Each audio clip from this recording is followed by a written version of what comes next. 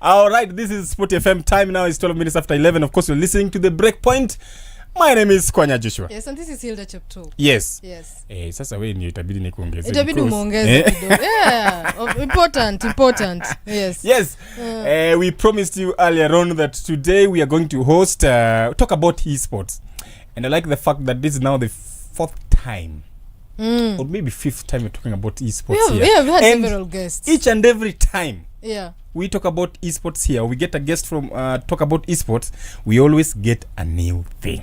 Yes. Tulianza na the president of Esports Federation of Kenya, that is Lusigi. Leo we are joined by the player.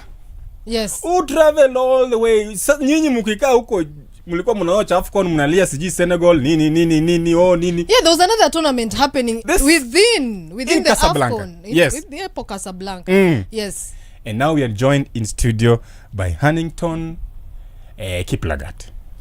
Kijana ya Kibomet. Kijana wa kwetu, si ni wa Kitale. Si ni Kibomet. Kitale. We put it in general. general. You know. Kijana ya Kitale. Kitale tunatesa by the way. Kitale mko na watu Kitale wengi. tunatesa. But then you remember the lady who is coming in for golf. Yes. That will be Pia ni wa Kitale. Ni wa Kitale. Ai, I'm telling you, Kitale ya kuku. hata mimi ni wa Kindu Bay, Linda ni wa Kindu Bay. So you see.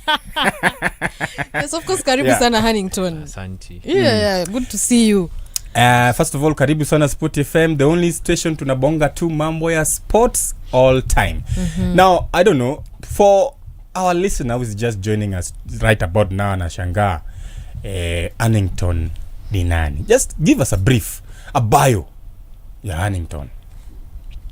My name is Hannington Kiplagat. Yes. Limo is the third one, that's the surname. Yeah. I'm from Kibomet, Kitale. Yeah. Trans Nzoia kwa wenye. Most people ukisikia Trans Nzoia, niko na lot of friends nikiwaambia mara kwanza nimetoka Trans Nzoia nashangaa Trans Nzoia ni wapi huko? Yeah. Hao endi Pastel Doret, basa Pastel Doret natoka Trans Nzoia. Yeah. So I study in Multimedia University. Yeah. Yes. Ko Nairobi South ama Nairobi North. Hata mimi siko sure. But najua tunasoma hapo but nakaa Rongai. Niko tu kwa border, so walking distance from Rongai to school. So unaishi Kajiado? Yeah, nakaa Kajiado but nasoma Nairobi. Omni Trans Nzoia, unaishi Kajiado, unasoma Nairobi. Interesting. Hiyo si ni Kenya?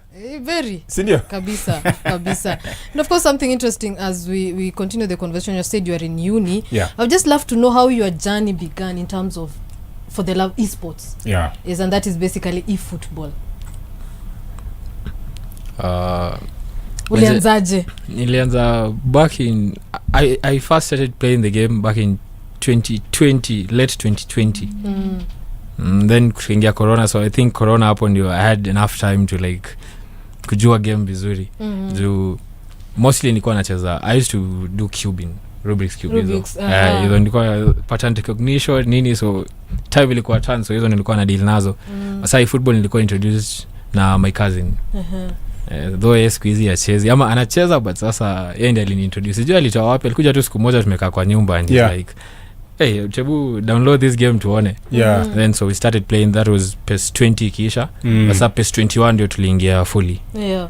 So hiyo ilikuwa 2020. Hapo ndio corona ili happen 2020. Yes. Yeah, nilikuwa form 1 back then. So hiyo period yote before turudi shule. Yeah. So then wakati nilirudi shule, pia mimi nikaenda kuintroduce some of my friends wenye classmates. Yeah. Tukaanza kucheza nao, so at that time wakati tunacheza nao sema they were weak, but sasa there's a way nakupea tu confidence. Yeah. Unaona uko na better understanding kushinda most people. Yeah. So hiyo ilikuwa form 1, form 2. But sasa at that time form 1 na form 2 bado nilikuwa na meza kwa cubing. So nile nikao ilikuwa na hiyo toto fulani, unaona like people are doing it in like 5 seconds 4 seconds, so mimi pia nilikuwa nataka kufika huko. Yeah. Sasa nilikuwa na average 10 to 15 seconds. That, I think my highest ilikuwa 11 point something seconds. So after hapo form 3 ndio nilijoin a group WhatsApp. Yeah. Kuna guy pia anatoka Kitale, anatoka Kasila. Ndio alikuwa admin. So like nikapata hiyo chance kaingia hapo, played a few tournaments, but after nikacheza the first one like wakaanza kunipraise like, hey bro, unajua hii game. So at that time sikuwa nacheza professional or anything, that was just for fun. Like, you're more casual. Yeah. So I think how naweza sema hao ndio walini build. Unacheza na watu wanakupraise, wanasema hey uko fiti. Yeah. So after hapo sasa form 4 after nikamaliza form 4 Yeah. yo kuna that gap year yenye you don't usually do anything. Yeah. So hiyo gap year wana introduce kuna hizo tournaments ya macomrade unaingia unalipa 50 mnacheza then win anapata kitu. So hizo small tournaments ukicheza unafika semis unatoka umepewa kama 1000 2000. So hapo nilianzia. So can you say COVID pia might have also kind of made you to continue with it because Kama take it more seriously. Yeah. I think that year Yeah. ya COVID hapo sasa ndio nilipata a lot of time juu nilikuwa na concentrate na shule kwa tu nyumbani Yeah. na a lot of free time. Yeah. So Yeah. Yes, and maybe just for people who don't understand what is the football. Yes. Wapate tu in simple terms. The football tunachezea wapi, where, and then is it you download and what basic rules, just as easy as possible. Yeah. if football si a mobile game pekee kuna the console version but it's basically the same as FIFA. The same way kuna many companies. Yes. So if football same as FIFA but different sasa like in terms of if football una measure in building your own team like from scratch hadi FIFA iko na the same need but sasa if football imeundwa more of your style wewe mwenyewe una decide which kind of players you want, develop, you train them the way you want. Yes. Ukiendelea but sasa it's a football game so anyone mwenye kona that basic understanding ya football you can actually play it. Una download tu inakuguide iko na hizo the instructions how to pass, sijui shoot but unajua si skip hiyo. Yes. So ukisha download passing nini utaonyeshwa tu kila kitu. Sasa after hapo sasa ni how you understand the game sasa inakuwa up to you. Mwenyewe sasa ndio una decide if you want to be serious about it ama unacheza casual. But naweza advise pia casual si mbaya. Nowadays ukicheza uko na lot of pressure juu sasa jina ishaenda mahali. So pressure inakuwa mingi. Yeah. In your intro you said uko MMU, that is Multimedia University, right? Na unafanya Bachelor of Science in IT. Sindio? Now my focus is on that IT information and technology. Yeah. Is there correlation really? Ama now that you find yourself as a e-sport personality and also doing IT, do you think there's a way they interconnect? Ama they meet somewhere? Najua nikifanya IT nilikuwa interested na this tech stuff. Nikuwa mdogo. So mostly ukiwa mdogo ukiwa interested na tech stuff mostly ni games tu unafurahia the way they work so wewe pia unataka kujua how inakuja kuwa about hivyo. So hiyo ni more of interest. Okay. But maybe sijui that is more of an interest. So sijui ziko na relations.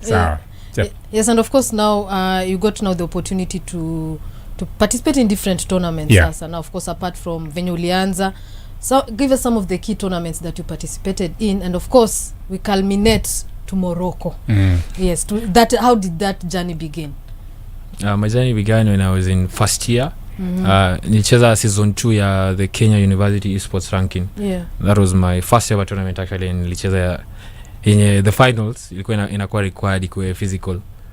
So at that time nikienda kwa that tournament tunajua hatukuwa tunaprovidea with internet or anything. So napata mko a lot of people nyote mnatumia data so kuna kuwa na drag na hizo vitu zote but sasa since ni the first tournament sikuwa nime account for such. So hiyo tournament nakumbuka the person who won tulicheza na semis alinitoa basa tulikuwa extra time tulikuwa 3-3 so extra time around the 115th minute simu ikalag like network ikalag so kulag kurudi the guy akapata an easy goal. Unajua 115th huko game nation 120 wezi fanya kitu. So that was the first tournament nilicheza but nili place third.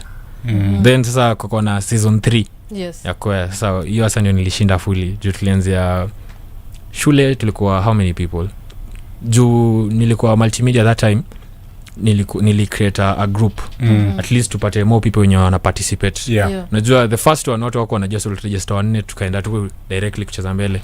But for this second one sasa the season 3 ndio nilienda nika create group shule ka invite people tukakuwa watu wengi tukacheza qualifiers ya shule then tuka pick 4 players. So 4 players ndio tulienda kucheza ni regional sasa.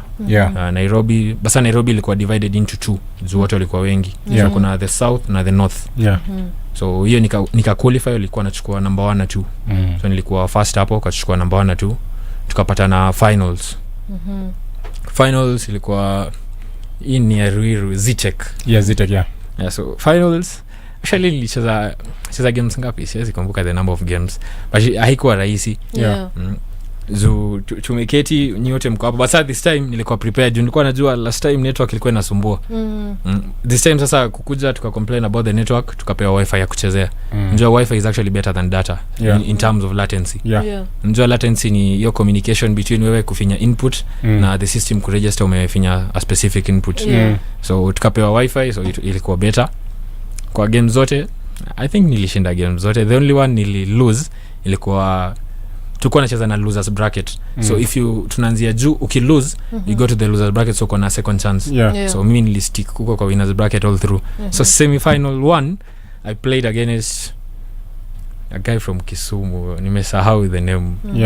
So that game nakumbuka yeye hakuwa kwa venue juu alikuwa anatoka mbali, na unajua universities hakuangi supportive sana kwa hizi vitu za gaming ya simu. So yeye alikuwa anatoka mbali, yeye kabidi acheze Kisumu tu penye yako. Unajua yeye sasa tuko kwa the same stage. Yako at home ametulia, hana pressure, anacheza with everything amezoea. On the other hand mimi niko kwa stage, wanatoa footage kwa simu yangu, so wakitoanga footage kuna there's a way game inakuwa heavy kidogo. So the first game ya semi finals walikuwa nasema lazima wa stream. So mimi nikaketi hapo ka plug simu tukaanza kucheza. So wakati tunaanza kucheza the game was heavy.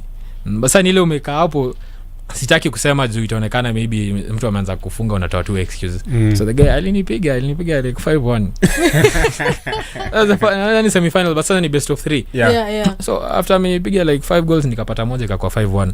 So mimi nikakataa nikasema I'm not playing hapa. As in there's no way yako huko, alafu mimi niko hapa ina lag, nikakataa kuchezea hapo. So wakaniambia you can just go and play. So nikatoka kwenye na stream, nikasonga tu mahali. So mimi pia nikacheza without streaming nini, nimetulia. So nikashinda the remaining 2 games. So mimi nika qualify for finals, yakatemka losers bracket. So losers bracket akaenda akapiga huyo mtu alikuwa huko. So akarudi tena finals. Basa finals hawezi cheza off stream, lazima wa stream. Basa sasa coach wangu Mohamed, yeye anakuanga na a good phone. So ndio watoe footage na bado ucheze vizuri, unahitaji tu simu, unahitaji gadget. So yeye akona simu. Kuna a guy Astri kampigia akamwambia mzee huyu amekataa, amesema hizi cheza na hizi niko hapa. So the next day akajiavail mwenyewe akakuja akaniletea simu. So simu tukaingia hapo akaconnect, so haiko na that much drag. But pia hii finals nili lose the first game. Alishinda I think 2-1. So njua kishinda uko hapo, obviously wote nyoko hapo wanasema there's no way someone mwenye ameketi kwake anaweza shinda. So njua pressure iko na build up. Sasa at that moment lazima ujue vile una handle pressure yako. So the first game akashinda, tukaingia the second one nikashinda hiyo 3-1. Then the final game ilikuwa tied juu nilishinda with 1 goal.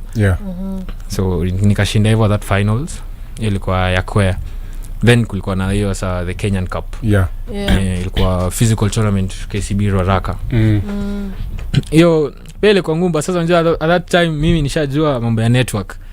Lazima ukue prepared na hizi stuff ya network. So ukikuja hapo, if most people wanatumia specific internet, sasa mimi naendea hiyo ingine. Hiyo ingine itakuwa na drag sana. So hiyo akisibia tu kuprovide network kwa nacheza yako. So mimi nikaangalia nika-assess, nikaona watu wanatumia specific one, nika-switch nikacheza hiyo ingine. So hiyo ilikuwa flawless group stage, kupata loss. Penye ilikuwa ngumu ilikuwa quarter finals. Quarter finals were an interesting guys. Alikuwa na the same play style kama mimi. So if you only lose the hii kitu ya lose game ya kwanza hii wewe ina happen to even the normal football you watch. But so mimi nakuwa na this, I feel like ability yangu inakuanga the way inaweza evolve mid match. Like after I play with someone the first game you learn them like na learn the way they do things. Ni more pattern recognition. Sasa nakwambia mimi nilikuwa nacheza Rubik's Cube sana. So I think pattern recognition yangu inakuanga juu sana. So the first game mimi nililose pia hiyo, lakini ilikuwa 1-0. Sasa nikashinda the remaining 2. After up I didn't lose another game, semi-finals, finals, clean. Mimi ningependa tu kujua how did the family before you now take it back to the Morocco part, how did the family take that thing of you now get interested in esports? Because wazazi watasema we hii mchezo yenu ya simu wachana nayo. How do they take it?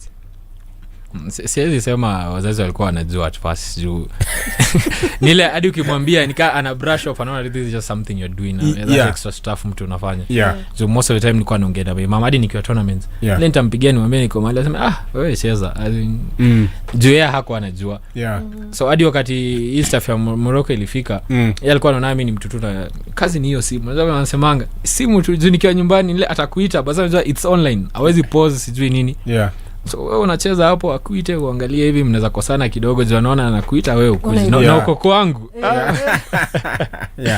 so hakuwa anaelewa that much so hadi wakati the news ilikuja bado alikuwa tu in disbelief ndio hadi mimi mwenyewe sikuwa naamini nilikuwa nasema juu ile nilikuwa naambiwa I'm like as in Morocco because you won the national tournament and then now you got that ticket of course now to represent Kenya that is a whole country umeweka hapa kwa mgongo kupeleka to go and represent AFCON esports in esports can you just tell us of course as you said from that point when you got that confirmation you are going to participate in this tournament and of course now landing there and now starting to participate in the tournament the first time I got the message nilikuwa kwangu nasika na kaka Jiado so nilikuwa kwa nyumba that time nilikuwa na roommate a friend of mine tulikuwa naye primary so tumekuwa tu pamoja so nilikuwa na kane so wakati alikuwa ananiambia nile nilikuwa namwambia usikiwa ananiambia ati naenda kucheza tournament so nile tunacheka tu like ananiambia bro hii ni opportunity sasa mimi bado niko in disbelief so at that time wakati aliniambia sikuwa na passport ndio time alikuwa ananiambia mapema you need to process passport wanze kuni visa so for passport nilipigia my brother ilikuwa usiku around 10:30 so I called my brother juu mimi nilienda nikaangalia price hauna pesa comrade na pesa ndio nimeenda kutafuta the small one hiyo passport ndogo basi ilikuwa out hiyo haikuwa ndio niko ni 50 and then ilikuwa like 9500 so nikaangalia hivi nafikiria ningesema hapa sasa Morocco itawezekana kweli na hadi nikaenda kuambia my mama dad pia wanaona wanatuchezea wamesikia a lot of stories wanajua wanafunzi comrade anataka pesa tu anataka so the only option ilikuwa naye ilikuwa my brother so we called my brother alikuwa anaenda funeral unfortunately alikuwa anaenda funeral ya one of the friends parents so nikamuuliza unaweza ongea so alidhani ni kitu kubwa akaniambia niko kwa gari but just call me tuongee so kumpigia ndio nikamexplainia akaniambia sasa hii naenda funeral let me get back nitarudi on Saturday usiku so on Sunday tuongee unaweza kuja tuongee so Sunday nikaenda kwake anakaa Lang'ata so nikaenda hapo na laptop kaniambia so ni hivi na hivi nikamwambia pesa hadi wewe angalia bana hii tukidanganyana tu hapa hata siwezi toa but I feel like he believe sana kunishinda he was supportive akaniambia sijali tuingie akapply hizo documents tukapply kila kitu then nikeka namba yake and he just paid mi bado nilikuwa na feel like hapa sasa ukitisha mzazi atataka kuona basi sasa bado mimi niko in doubt so yeye akalipa sikuwa nimeambia my mom na dad at that point so yeye nilikuwa nimeambia so wakati akalipa and everything actually ndiye aliambia my mom sasa wakati mimi nakuja kuambia mom alishajua sasa mama ananiambia sasa mimi nikaenda kuambia mom sasa as much as amelipa nile sasa nizaenda niwaambie huko pesa inahitajika ni hii na hii mimi nikapigia my mom nikamwambia nilikuwa na apply passport kuna hii tournament niko naenda akaniambia niliongea na Mose si alikulipia je pesa imefungwa tena wakafunga hiyo extra change ikafungwa basi sasa yeye alikuwa ashaambiwa juu most people mimi sasa kwa nijua ukienda ku break news lazima uko certain nijua mzazi ukimdanganya hivi au something else ikuje itakuwa na issue inakuwa shida so after paying applied for the passport kwanza at first nijua jina yangu kwa birth certificate ilikuwa tu Huntington Kiplagat the surname haiko hapo basi the someone alikuwa ananidanganya ananiambia unahitaji kama unaitwa Limo Huntington Kiplagat the surname unajua inatoka kwa father na sasa yake ni Chelimo so yangu Limo inatoka hapo yes so at that time mimi nilikuwa nadhani lazima jina iko hapo all my documents zinakuanga na Limo so nilienda nika change nikaongezewa Limo so nikafika huko kwa ni migration nikapeana that lady akaniangalia akasema how do you know this is not fake Jua naangalia mimi nimezaliwa kitambo lakini hapa inaandikwa 2020 so ananiambia this date hapana go and bring me the original one mimi sijui penye iko siwezi jua sasa nimetoka hapo nikafikiria I call my mom nikamuuliza, so my mama ananiambia call your dad, hiyo yeye ndiye ako nayo. Mimi nasema hapana, nilipewa, niliacha nyumbani mahali. So that time watu wamefunga shule, so I call my sister mdogo wako grade 9 sahi. So nikampigia nikamwambia Chibugo and check kwa drawer yangu, I think kuna birth certificate yangu hapo. So akaenda, then akanicall akaniambia nimepata. So I was so happy na nafaa ku apply. So nikamwambia mom, just go home uchukue tu nitumie saa hii ndio kesho nirudi huko. Because there you felt maybe sasa hata hii kupata hizi documents kwa normal traveling sasa kwa kile iko kwa travel. Kitale niko nafikiria sasa hadi yule mama niko naangalia mwambia mimi natoka Kitale bana. Ananiambia hapana niletee. Nataka kuona. Siwezi enda nirudi. So mama akatoka kwa shop anakoga na some business akatoka akakimbia. So kufika mimi obviously kwanza nilikuwa natoka practice, ndio nacheza volleyball. So nilikuwa natoka practice hiyo jioni. Nili manage kutoka huko. Juu akili niko nafikiria sana nikasema let me just go. Hadi sikuwa nimechange. Na viatu nini nikaenda kwa uwanja. Kosa alikuwa huko nikaongea naye nikaingia tu kucheza hivyo. At least na get your mind off things. So wakati I'm walking home from school after practice. Sweat nini bado niko kind of happy just my sister aliniambia amepata. So nikapata my mama alijaribu kunipigia, so I called back. So kuchukua nikampigia kaniambia my sister alikuwa anasema photocopy. Can imagine you were just happy umefurahia but no mood katan sawa. But eventually you got everything and then you travel now to Morocco. Now tell us sasa ukiwa pale Morocco sasa, because you are in group F, right? Group F. You played against Zimbabwe, Lesotho and Mali. Yes. Tell us the group stage games. The group stage since time haikuwa normally inakuanga 2 matches home and away. So unajua for someone kama mimi mwenye na adapt mid game, hiyo game ya kwanza ya pili sasa ndio na kushughulikia. Sasa wakasema time hakuna, we have to play one game. So the first game nilicheza ilikuwa against the Zimbabwe guy. So hiyo tulikuwa nacheza backstage, haikuwa streamed. So hiyo tulitoka draw. But I feel like game ilikuwa against me. Sometimes Konami wakisema wewe you can't win this. Hawezi fanya kitu junior wanaamua. So hiyo ilisha 0-0. Sikuwa proud of that. That's why the second game sasa Lesotho ilikuwa streamed. Nilikuwa furious, nilikuwa nimekasirika na ulipiga. Sasa kuingia hapo the guy kanipea chance. Unajua ukiwa kwa stage haufai ku like pressure ikikumaliza haufai ku tense. Sasa ni kama hivi aliona dakika 20 nimefunga like 3 goals. Akili ikaenda. Wewe pia ukaenda ukakanyaga mafuta. Sasa yeye ameshtuka anashangaa, kwani huko watu wanapigwa hivi? Mimi niko hapo na yeye. And funny thing is the guy alikuwa my roommate huko. Yeye nilikuwa nakaa naye. Like alikuwa my day one. Nilifika huko yeye anaongea English, tulikuwa kwa the same room. Tunaelewana huyu. Sasa tulikuwa tunaongea naye hadi tukienda mbele tulikuwa tunacheka. Sasa hadi after game he was mad. Yeye pia alikuwa tu anacheka ni ile like sasa atafanya nini? Hiyo ni kupiga mtu until sasa hawezi catch. But nilikuwa concerned ile nifika 10 nikaona that's enough. Kuna ulifika 10 ukasema ilikuwa like the 60th minute. Bado ulikuwa na time nikaanza tu sasa at least tuna have fun jupa. So past 10 inaka disrespectful. Then now the last one ukacheza against Mali. So hapo ndio makosa ilikuwa. After kutoka hiyo ndio kuna that excitement, you gain confidence. Sasa sikupewa time hadi ya kutulia. So kumaliza hivi nikamwambia kuja tukarudi kwa stage. So kurudi kwa stage nilikuwa nacheza more attacking, sikuwa nacheza conservative. So kurudi kwa stage bado nilikuwa na that excitement. So the guy akafunga wa kwanza. Pressure ikanimaliza sasa hadi sikuwa najua nacheza nini at that point. After 2 alifunga sasa gameplay nini akili ikaenda. That's why unahitaji kocha anakuambia boss tulia kwanza. So that moment uko hapo peke yako, I'm like nimetoka kupiga mtu 10-0 na niko hapa what am I even doing? Unaanza kujiquestion. So unfortunately nika lose hiyo 2-1 funga around 70th minute, so I lost that one. But so I feel like ilikuwa eye opener. From hapo after nikatoka nikaenda nikaongea na president wa esports, yeye alikuwa huko, alikuwa delegate.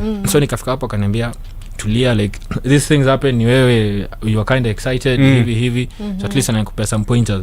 So I come into day 2 there's a way nilikuwa nishajua like I'm not supposed to do this. Nafaa kwa nimeconcentrate, if something happen there's a way nafaa unatulia.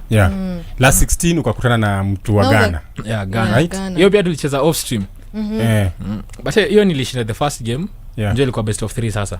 So I won the first game 4-0. The same thing ni kama ilinihapenia nikakuwa excited in a way. Just the second game I was leading 2-0 dakika ya around 60. Then akadipiga comeback nzuri 3-2. But alikuwa anafunga sketchy goals. Nile nafunga na shangaa. So the third game yeye ni kama alikuwa anataka 20 penalties. that game is just defensive from minute 1. Hakuwa anajaribu kuattack hata. Just clears the kila defense. mtu na style yake. Wewe ndio ulishindwa kubreak hiyo low block. Kuna Mourinho Ameweka low block. Hey. Ulishindwa kubreak hiyo low block. Nashangaa nini hizo. Unakuja tournament kuchezea draw. So we went to extra time. Nikafunga goal 18th minute. Nilifunga 1 goal. So ikaisha 1-0 so I won it.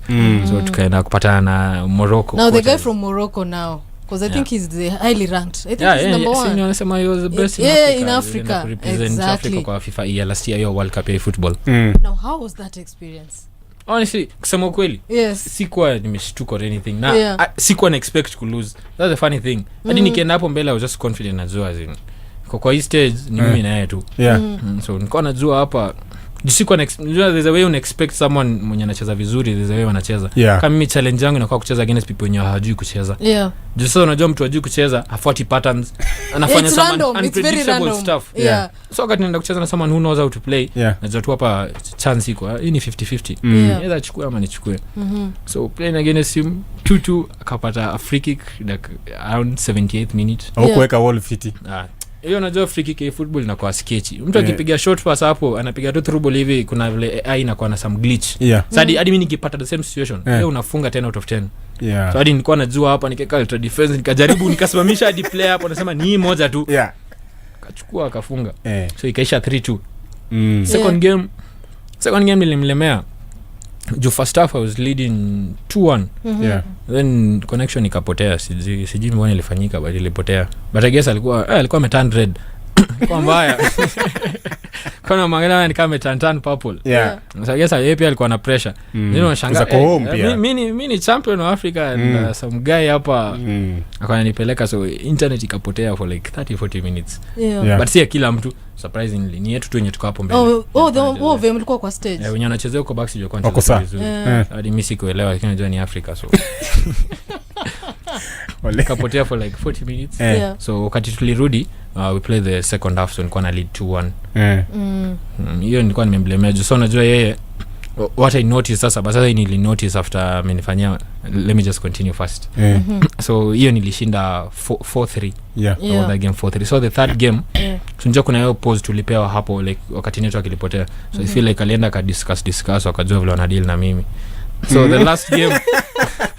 the last game tricky na kwanga usiconsider kwanza jua what the opponent can do. Sasa you can't control how the flow of the game goes. So he scored first.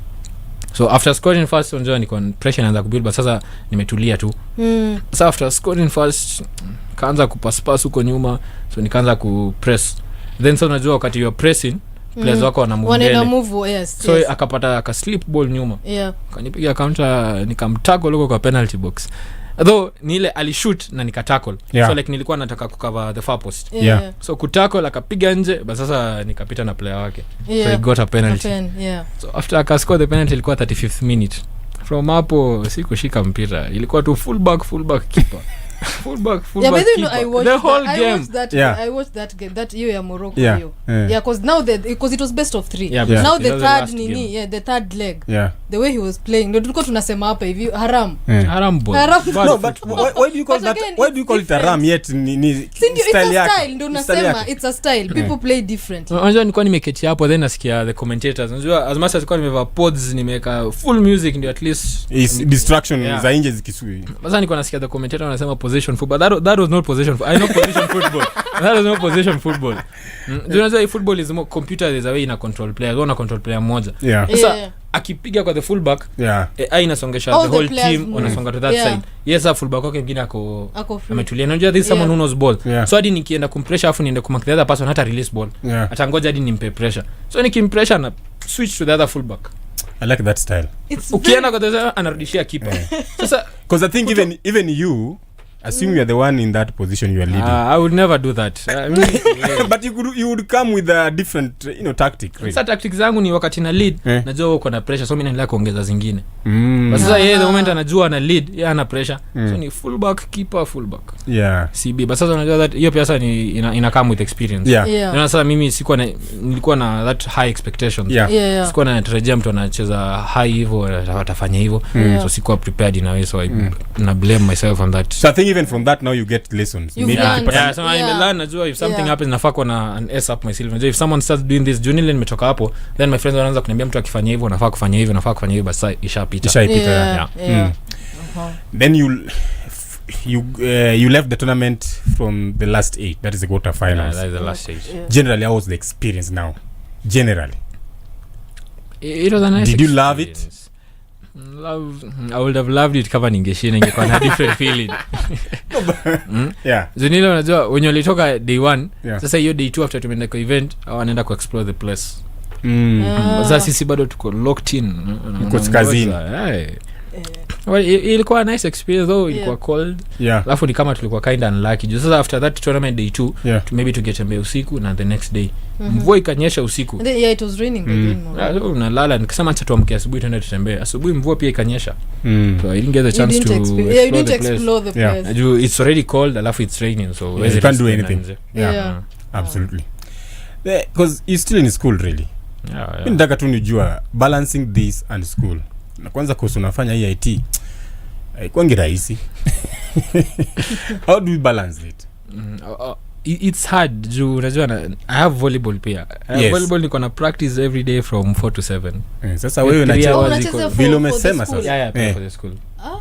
Interesting. So from 4 to 7 hiyo iko tu kwa hadi leo nikitoka hapa 4 to 7 nitakuwa kwa You uwanja. play which position kwa volleyball? Spiker. Outside hitter hiyo ni left attacker. Usini spiker. Tulisema ni attack. Hapana. Stop Wewe ni using that spiker. word. Left or right? Left sasa una outside hitter ni left njoo kuna Yeah. right attacker. Yeah. So Yeah. like tuna specialize in different things. If Yeah. you play left Yeah. uko na good attack like when you are balanced player uko na good attack good defending. You can also yeah, Yeah. so unafanya more stuff. Yeah. If you play right Yeah. wewe una concentrate on attacking na kublock peke yake. Basa first year nilikuwa nacheza right. Okay. Basa sasa hii sasa after sasa fourth year ametoka mimi naingia hapo mbio. Hadi tukiwa hapo nilikuwa napimia position yake. Ulikuwa rada. But it's very interesting Yeah. because now he's doing two things. Yeah. You have your and then they are very extreme. They are very different. Because uko na hiyo football which is just purely very digital. And volleyball now And then you have physical. volleyball as well. Yeah. So again Vinyana mentioned now how do you balance, and then you have school now. Yes. How do you Because balance? mzazi anataka certificate at the end of the day. Hadi after nimeenda alikuwa ananiambia wewe enda lakini usisahau mambo ya masomo. Yeah. Yeah.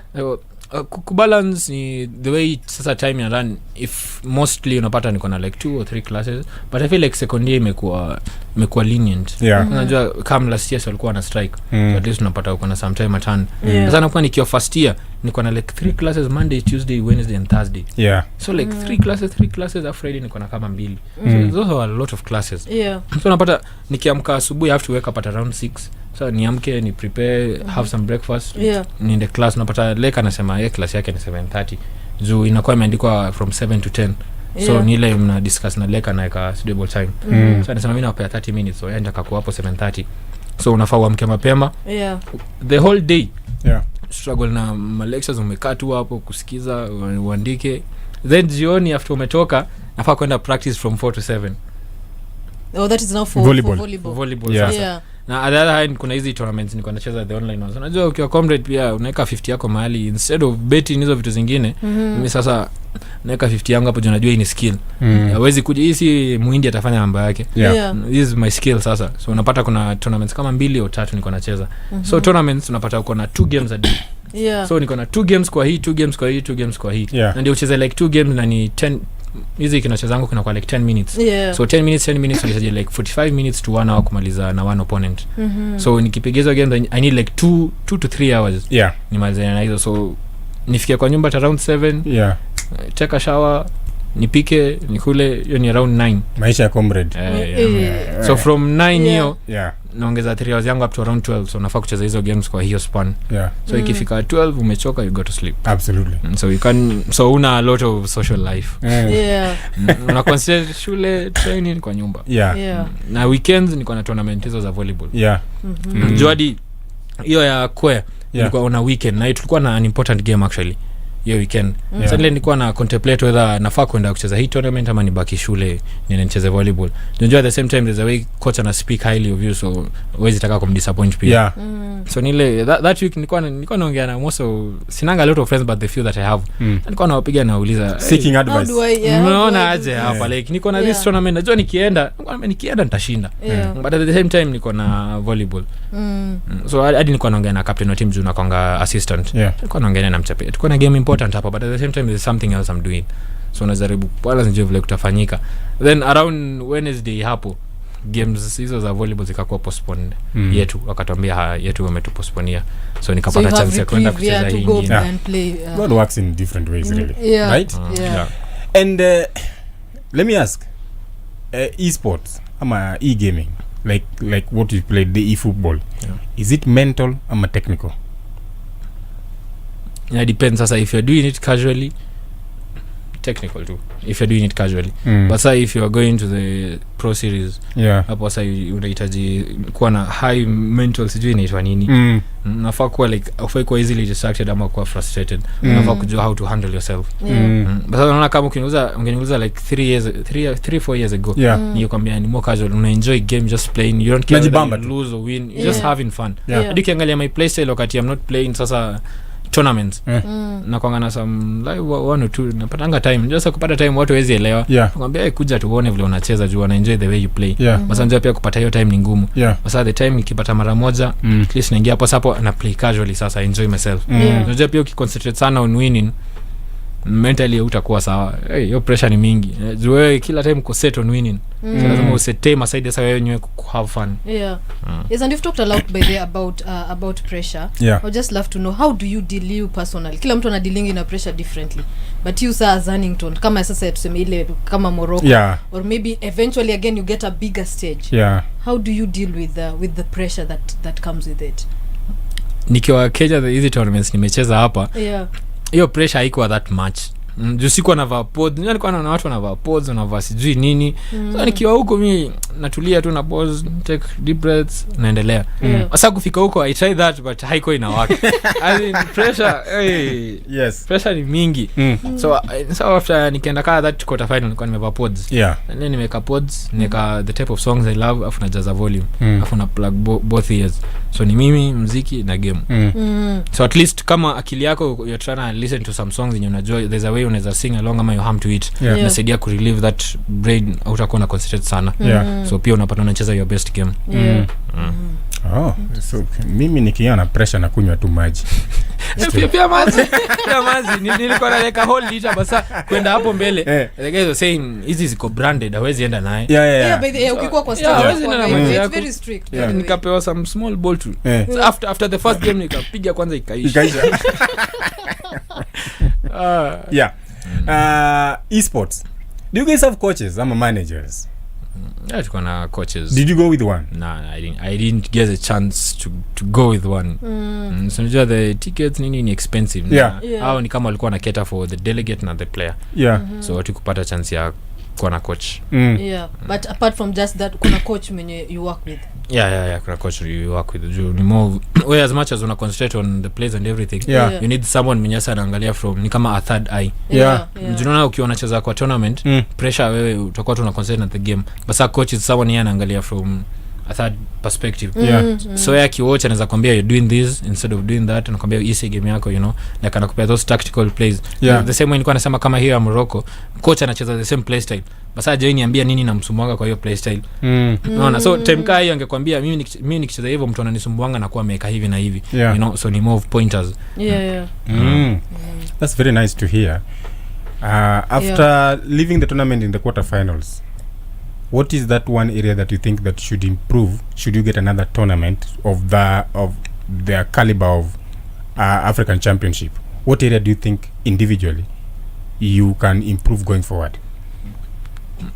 The way I handle pressure nime handle vizuri. Pia attack yangu the defense is okay, but sasa I just need to kwa hizo tactical plays. So unaona kama what he was doing ilikuwa tactical plays. So nafaa kuwa na something to deal with hizo vitu zote. Pia nafaa kuwa na something extra yenye najua ikifanyika hivi I can switch to this, nikuwe na some advantage. So tactical plays, kwa tactical plays zangu nafaa tu kuimprove. Yeah. And of course now this is a new year. What is next for you? Because sasa Morocco umeenda on another level. So I don't know what does the year look for you in terms of maybe participating in more tournaments and of course again kuendelea kubalance school, volleyball and of course e-football. This year sahi tuko na the esports series. Already three counties are done. Wamemaliza Eldoret, Nakuru and Kisumu. So imebakia Mombasa na Nairobi. Yes. So planning on participating here Nairobi. Bado date haijakuwa set juu kumekuwa na some stuff inaendelea, mimi kwenda nje nini, so na shift attention kidogo. So already wako na 3 people wame qualify. So wanatafuta wengine wa Mombasa na wa Nairobi. Then tutakuwa na grand final. So the nationals. The nationals sasa. Basi unajua Nairobi iko na a lot of people.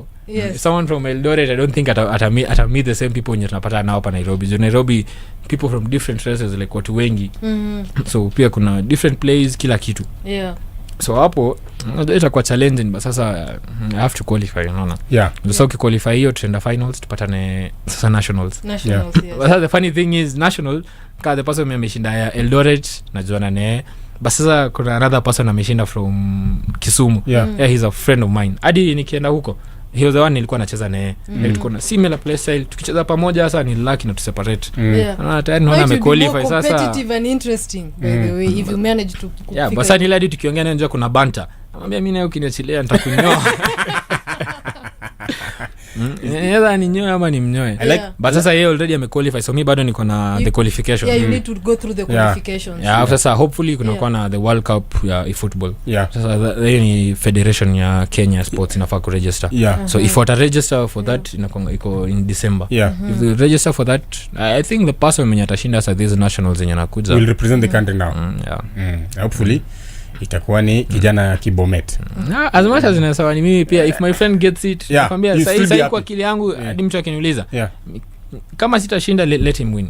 Mimi I feel like yeye pia juu tuko tu same the way we play, juu nimecheza naye a lot of games na the same way anacheza ndio the same way mimi nacheza. So if he gets the chance well I'm good, but naye akiniachia chance na mnyoa. Yes, that is very very great to hear. You've mentioned the Esports Federation of Kenya. What kind of support do you think have you got from them? Because they are the custodians of esports in the country. Do you feel they have supported you? Unajua kuna Esports Federation of Kenya, sasa hiyo ina deal na esports, then kuna Federation sports gamers sasa unajua hii esports ni a branch of the big one. But sasa wenye wana support sasa esports vizuri sana sasa ni ESFK, Esports Federation of Kenya. So hao wamekuwa supportive, especially the president Ronnie Lusigi. Honestly ameni guide sana. So from last year December amekuwa na make space, at least kwa wiki anaweza nipigia 4 or 5 times. Nipigia niambia how you doing mentally, kwanza ndio alikuwa ananiambia mentally unafaa kuwa stable kabisa. So nile ani guide anakuambia do this, then kuna hizo the games yenye wana arrange international games friendlies. So ananiarrange hizo, yeye mwenyewe anaenda anaongea nao. Unajua ukienda kwa mtu ataona like wewe una joke. But at the moment president mwenyewe anakuja anaambia the player kuna this person anafanya hivi. So ali arrange of me a lot of games, practice matches. Then tukikuja hapa kila kitu tu ni mimi ananiambia tu kuja, let's go and do this hivyo. So mimi nilikuwa tu na follow vitu ananiambia, juu amezoea ananiambia players usually do this alafu ina cost. So hadi kwenda huko alikuwa amenipea a lot of tips. So inasaidia sana. Absolutely. I think that's a very very great it could be the great place to end, but mimi ningependa kuuliza kama hii this thing is a digital thing, unatumia simu, unataka internet, mtu anauliza, kuna mtu anatoka in my village in Kindu Bay asking why then did you guys have to travel all the way to Morocco? Si mungecheza tu, wewe ucheze tu ukiwa Nairobi, mwingine pia opponent wako pia cheze huyo Mzimbabwe comfort zone yake. Vile ulikuwa unasema you playing here then the opponent wako alikuwa Kisumu, why did you guys have to travel to Morocco? Sasa hiyo ina deal with advantages na pia the fact that gamers tunatoka different backgrounds. Kuna mtu maybe mimi upate tuseme niko hasa nyumbani sasa niko Kibome tuko ndani na network yangu na someone mwenye yako huko nje haitakuwa the same. Alafu pia kuna the international boundaries, the moment you're playing against someone from a different region kuna kwa na drug like hautakuwa na optimal game. So tukiletwa kwa the same stage tunakuwa na same everything. So hakuna kusema this guy has an advantage, huyu yako hivi. So si wote hapo tunakuwa level. Ukipigwa umepigwa vizuri. Exactly. So hapo ni skill na kudifferentiate na the others. Absolutely. Yeah. And you've spoken something, these are boundaries, international boundaries na nini. I don't know, as Kenya or as Africa, tunawekwa kwa region gani? Ni MENA or it's which region are we in? Sahi imedevelop we are on Africa is sahi wamesema Africa juu kama before last year hiyo ingine tulikuwa tunaikuwa na Asians but sasa sahi Africa imekuwa like a region on its own. That's why unaona the Moroccan alikuwa anamuita African champion juu yeye alienda ku represent Africa. So Africa sahi it's a region on its own. But sasa on football ukicheza again sasa the friendly matches zenye tuna compete on yes inakuanga player to player, so ni connection to connection. So if someone ako far away kutakuwa na drag. So that's why nakasema mtu mwenye kucheza against mtu mwenye Morocco kutakuwa na drag kubwa. So mtu unapata inatoka some few seconds later alafu unapata maybe yake haiko na the same delay kama wewe. So yeye anakuwa na advantage. Tukimaliza, the last question that mimi niko nayo is there's a 15-year-old anakusikiza sahi, maybe want to be a professional gamer or be like you, travel to across Africa, go to Casablanca and play in AFCON of esports. I don't know what kind of advice would you give them, and then combine that with parents pia ambao wanasema hii mchezo yenu ya simu muachane nayo, watoto mnatusumbua sana. What kind of advice would you give the parent in terms of support they can give their young people who have seen they have interest in e-gaming ama esports, and also that young boy listening to you? The biggest challenge una face as a gamer coming up inakwanga tu parents. Unajua parent the way aligrow alikuwa anakuambia sisi tukiwa wadogo hatakuwa na hizi vitu. Sasa hii ningekuwa maybe I don't know nimeenda maybe ngombe ama sisi a lot of things watasema. So the moment they see the son or daughter wameketi chini, they just playing games. Unajua pia as a parent unakuwa concerned the screen time and everything. Unajua pia ukiwa mtoto hawezi the way una balance hizi vitu. Unapata una concentrate sana kwa simu. Unajua the moment you concentrate na hizi screen time unapatanga utakuwa na migraines, a lot of things. Jadi mimi nikiwa class 8 kuna time nilikuwa na migraines. So like my mom ilikuwa ikifika 8 ananiambia kasimu hapa anaeka anaingia naye kwa room.